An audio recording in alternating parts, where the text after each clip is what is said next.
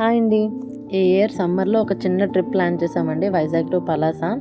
అది పాలపల్లి అమ్మవారి జాతరకైతే వెళ్ళామండి. పలాస పెద్దరాజం అక్కడ మెయిన్ ఆర్చ్ చూసారు కదండి, ఆ లోపల నుంచి వెళ్ళాలి అమ్మవారి గుడికి. అయితే చాలా బాగుంటుంది, మహిమగల అమ్మవారు. అక్కడ పింక్ కలర్ కటన్లా కనబడుతుంది కదండి టెంట్, అక్కడ ఘటాలను అయితే పెడతారు. మనం ఇక్కడ ఘటాలు అంటాం, హైదరాబాద్లో బోనాలని అంటారు. మీ ఊర్లో ఏమని అంటారో కామెంట్ చేయండి, ఓకేనా. మేము మా బాబు హస్బెండ్ గారు అందరం వెళ్ళామండి. చాలా అయితే బాగుంటుంది. 300 సంవత్సరాల నుంచి కొలువై ఉన్నారండి అమ్మవారు ఈ ఊర్లోన, గ్రామ దేవత. మేము ఎవ్రీ ఇయర్ తప్పకుండా వెళ్తామండి. తప్పకుండా వెళ్ళి మేము దర్శించుకుంటాం అమ్మవారిని దర్శించుకోండి మీరు కూడా.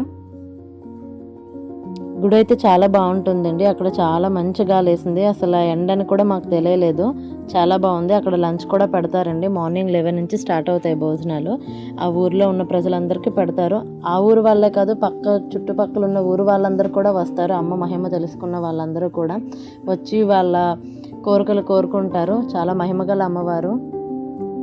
జాతర అయితే చాలా బాగుంటుందండి. ఈవినింగ్ అయితే ఇంకా బాగుంటుంది. ఎవ్రీ ఇయర్ మా మామయ్య గారు అయితే ఆ రోజు అమ్మవారి సేవలోనే ఉంటారండి, మార్నింగ్ నుంచి నైట్ వరకు. మేము కూడా వెళ్ళి దర్శించుకున్నాము.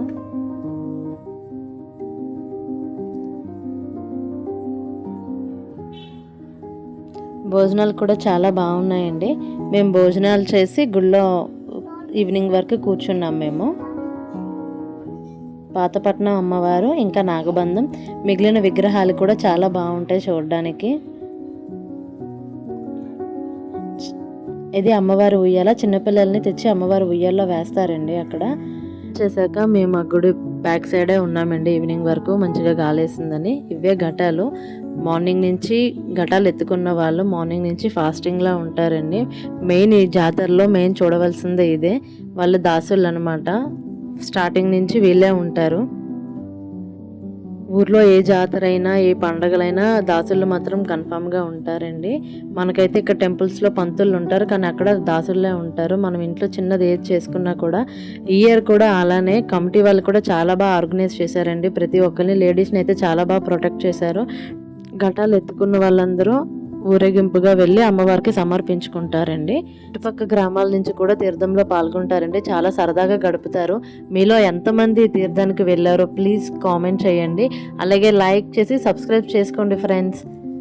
ఆ నెక్స్ట్ డే మేము శ్రీకూర్మం అరసలు వెళ్ళి దర్శించుకున్నాం ఫ్రెండ్స్.